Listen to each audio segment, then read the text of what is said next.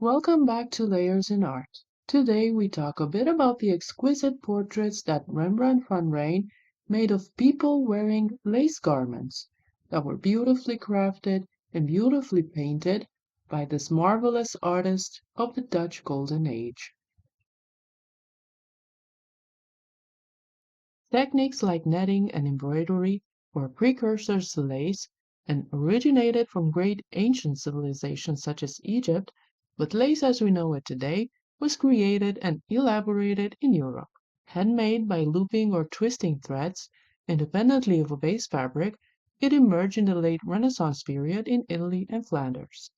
Venice, Italy was the early center for needle lace, while the other technique, a bit more elaborate, bobbin lace, was made initially in Flanders, modern-day Belgium. Lace was later taken to France, which became a major center of production, and in the 19th century, in the industrial era, lace was machine-made, therefore becoming more accessible. Lace gained popularity among the aristocracy of the 16th and 17th centuries by effectively becoming a symbol for wealth and high social status. That is why we can see lace in numerous portraits dating from the Dutch Golden Age. Luxurious lace collars were the epitome of wealth and fashion, so both aristocrats and the nouveau riche, the new money people, became keen to have their portraits painted wearing them. Lace making wasn't as easy as it was to wear.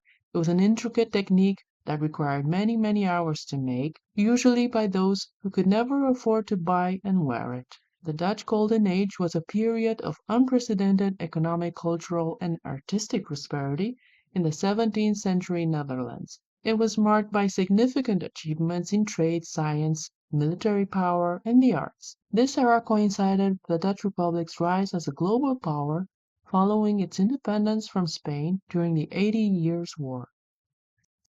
Famous artists during this time include names such as Pieter de Hoogh, Rembrandt van Rijn, Johannes Vermeer, Frans Hals, Jacob van Rijsdijk, or Jan Steen.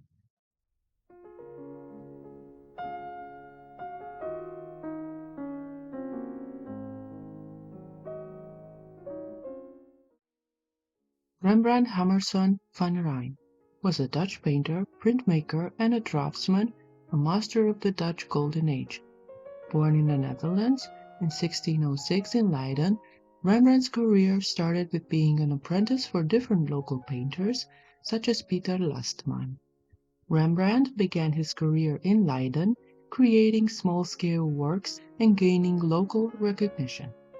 In 1631, he moved to Amsterdam, where he achieved fame and financial success, especially for his portraits and large-scale commissions. Some of his old-time masterpieces include The Night Watch, The Anatomy Lesson of Dr. Nicholas Tulp. This was his breakthrough painting that earned him great recognition.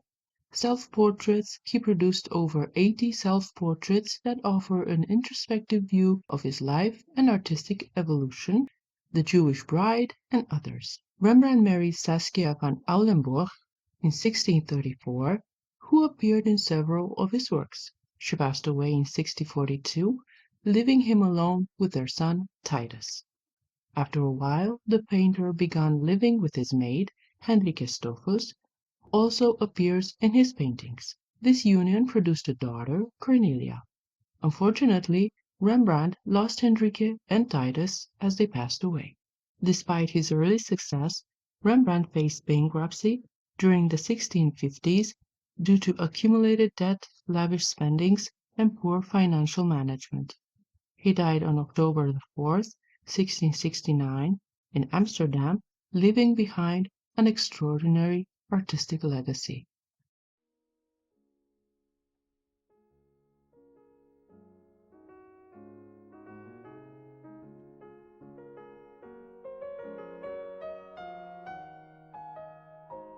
Rembrandt van Rijn is not necessarily known for painting lace as a primary subject, but his mastery of depicting intricate textures, including lace, is so obvious in many of his portraits. Lace was a symbol of wealth and status during the Dutch Golden Age, and Rembrandt subjects would often include it in their attire to showcase their financial and social prominence. This is the portrait of Agatha Bass, wife of wealthy Amsterdam wool merchant Nicolas van Bambeek. It's remarkable that she is referred to by her maiden name in this portrait and is painted without her husband, which is an indication of her personal affluence in her family and in society. The portrait is made in the time Rembrandt was most famous and sought after, so he doesn't hold back when it comes to innovations. Agatha's looking straight at us, quite boldly, which was sort of unusual for female portraits. Her left hand and a fan appear to come out of the painting, only to enhance the feeling of realism in the image. Realism is also applied to her attire and accessories in a very lavish and meticulous way. The dark bulky dress is adorned with a beautiful delicate white lace ruffle collar, or better said kerchief, lace on the bodice and cuffs, completed with pearls and a pear-shaped brooch. The lace is probably from Flanders. It's a very intricate and rich in detail bobbin lace that Rembrandt painted in all white, only to come back and add darker layers, colored grays, and impasto white highlights, all used to create the transparencies, shadows, and lighter areas. The idea was to create the feeling Agatha Bass is moving and soon coming out of the painting. The use of lace, and of course pearls and other jewels, are meant to show us the very high status of the model, the fact that she belongs to the wealthy upper class and can afford expensive lace, precious jewels, and also to be painted by the likes of Rembrandt van Rijn.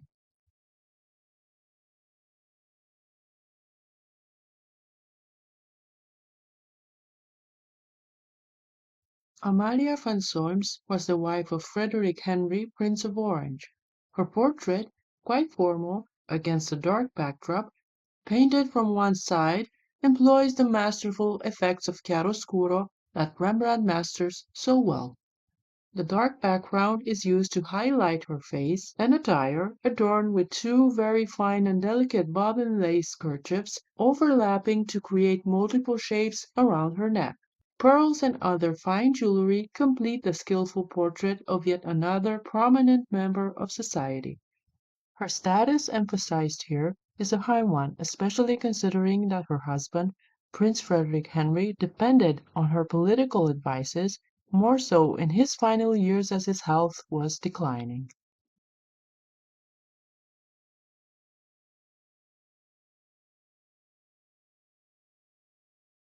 Maarten Zoemans was a textile merchant in Amsterdam who married Opium Capit, a woman from a wealthy and prominent family. The couple was part of the affluent bourgeoisie in Amsterdam during the Dutch Golden Age. Zoelmans and his wife Opium Capit commissioned portraits from Rembrandt in 1634 because it was the fashionable must-do thing and to showcase their wealth and social standing. So the artist made this life-size double portrait for them, showing the richness of the clothing depicted and the naturalistic expression on the sitter's faces. Both Zoelmans and Capit wore what must have been very expensive lace collars with intricate patterns and very little linen fabric showing. The more lace work done on the collar, and the less plain fabric was left visible, the more valuable the lace collar was. In addition, the cuffs, especially in Opium's case, and Martin's pants, were also adorned with the same type of intricate lace design that evoked flowers and flower pots.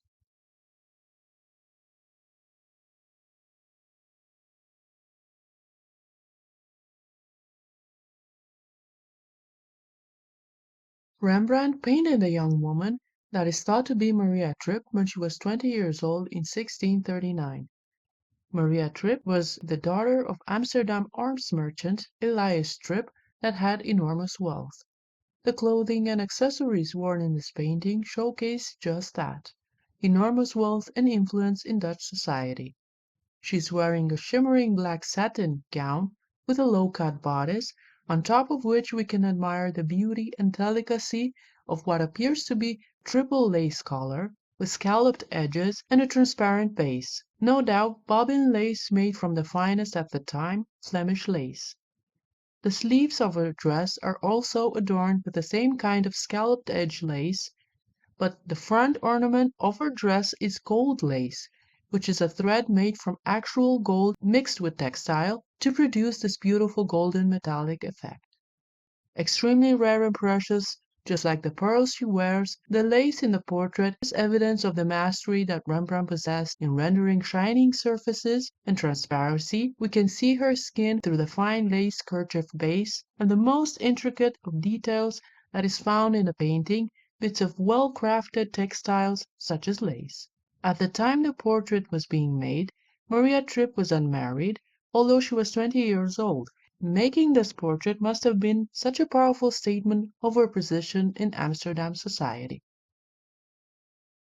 This portrait was painted in 1633, when Rembrandt had recently begun creating a name for himself as a portraitist. It also has a pendant, meaning a corresponding half, another individual portrait of her husband.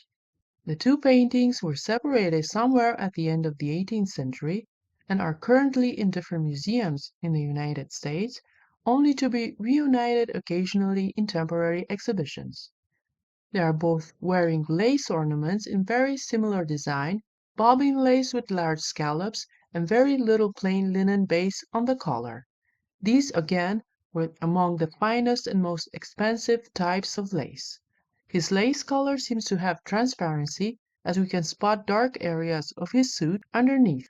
Her, on the other hand, appears to consist of 2 or maybe 3 layers with very little transparency to show the skin. Although the lace worn by the man is better detailed, clearer to observe, the scallops at the ends of the collars can be seen as almost matching in pattern. As they are both painted against a dark gray backdrop and wearing black garments, the lace, their faces and hands are acting like sources of light, providing a contrast in the image.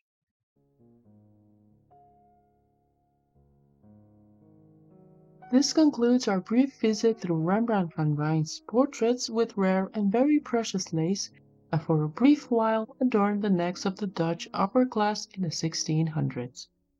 If you wish to know more about the history of lace, you can read The History of Lace by Bury Palliser, and if you're looking for a more thorough analysis on Rembrandt's portraits, Ernest van den Bettering is considered the #1 Rembrandt expert, and his observations can be found in volumes such as Rembrandt, the Painter at Work.